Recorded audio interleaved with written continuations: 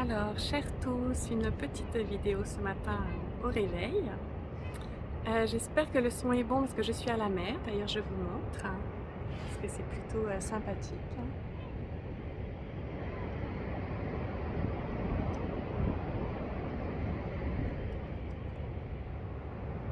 Voilà, un petit bout de la beauté de la vie dans cet instant. Et donc aujourd'hui, ce dont j'ai envie de vous parler, c'est de paradoxes.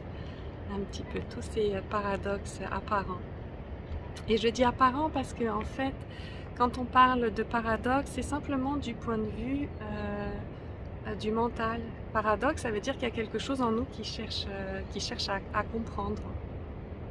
Voilà. Parce que bien sûr que la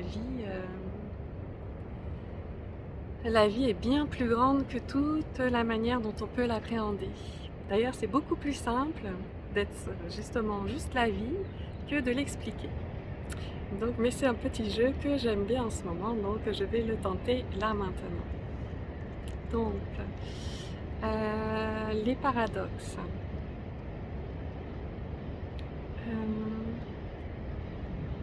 Quoi dire dessus? Donc, il y a beaucoup de paradoxes apparents, comme par exemple, il n'y a que maintenant.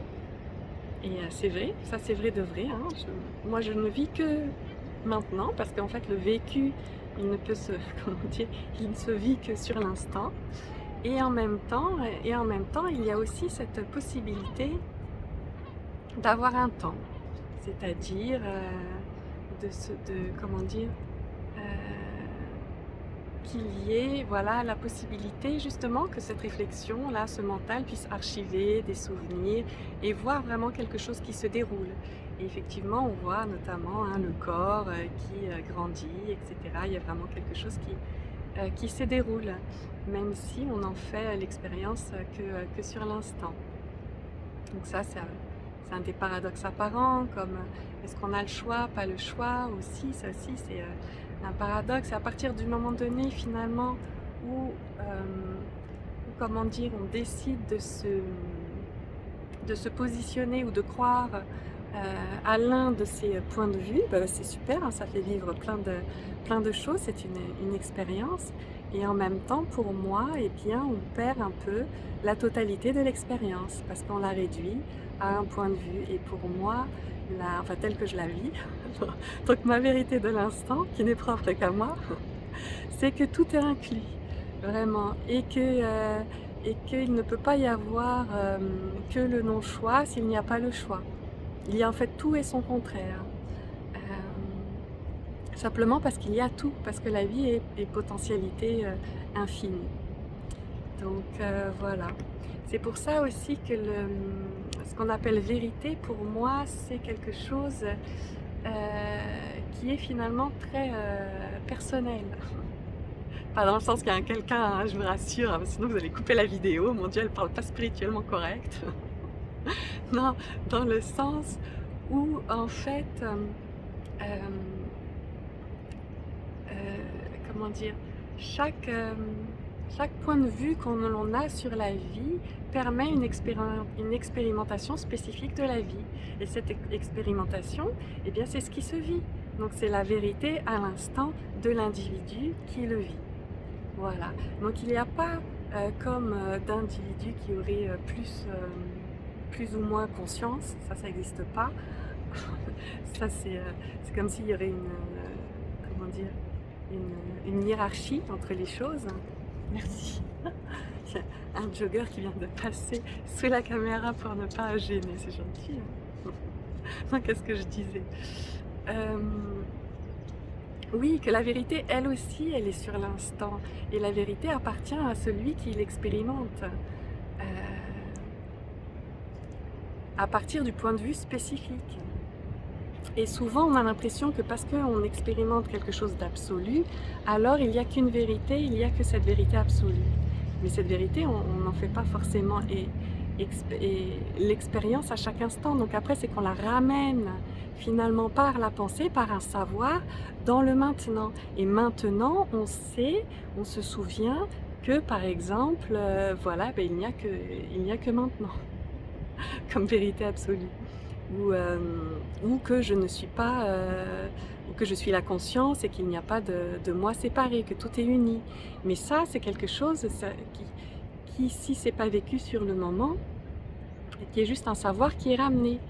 C'est pour ça qu'en fait la vie, ce qui est magnifique en fait, c'est qu'elle est complètement libre de tout. Elle peut se vivre à chaque instant dans toutes les positions, dans toutes comment dire, les points de vue possibles. C'est-à-dire qu'elle peut être complètement focalisée à tel point qu'elle oublie qui elle est et qu'elle se prend pour un moi séparé. Elle peut être beaucoup plus défocalisée et avoir conscience que hop, il y a quelque chose qui la traverse, comme elle peut se vivre complètement dans l'absolu de ce qu'elle est. Mais tout ça, à chaque instant, c'est toujours ce qu'elle est.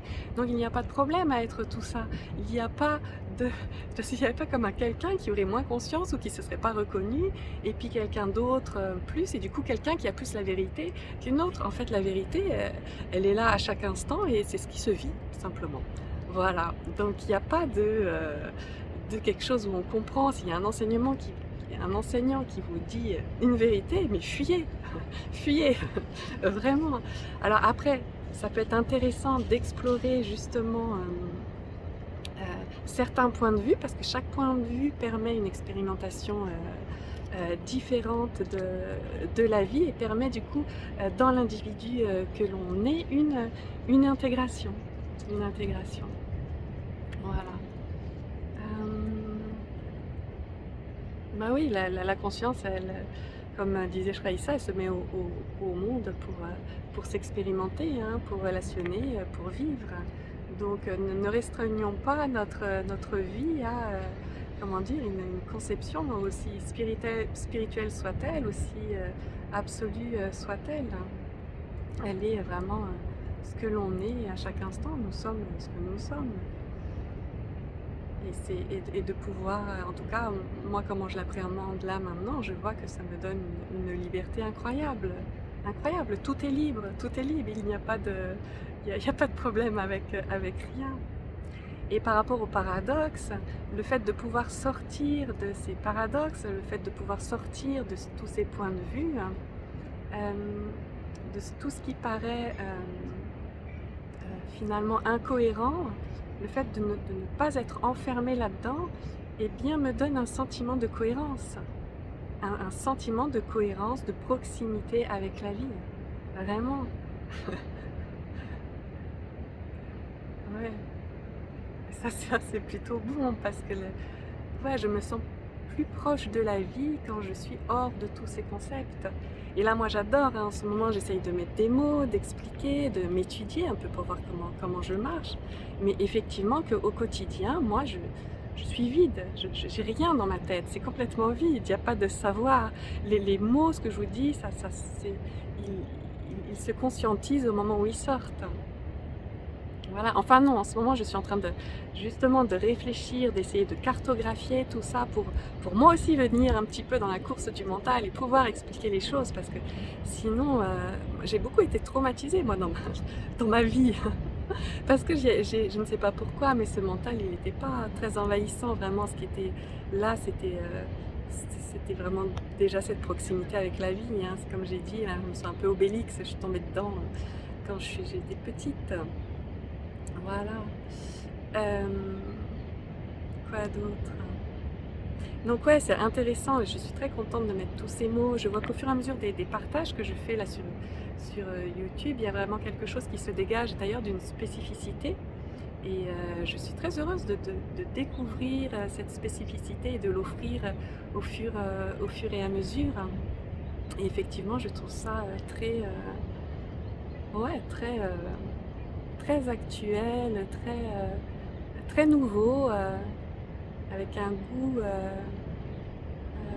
ouais, très frais sur les choses. Et là, quand je dis ça, je parle pas de moi, hein, c'est de ce que je goûte, de ce qui se vit. Voilà. Bref, l'aventure de la vie est vraiment magnifique. Je vous souhaite à chacun aujourd'hui une belle aventure de qui vous êtes dans vos spécificités, parce que c'est quand même vraiment un petit miracle sympathique à découvrir. À tout bientôt.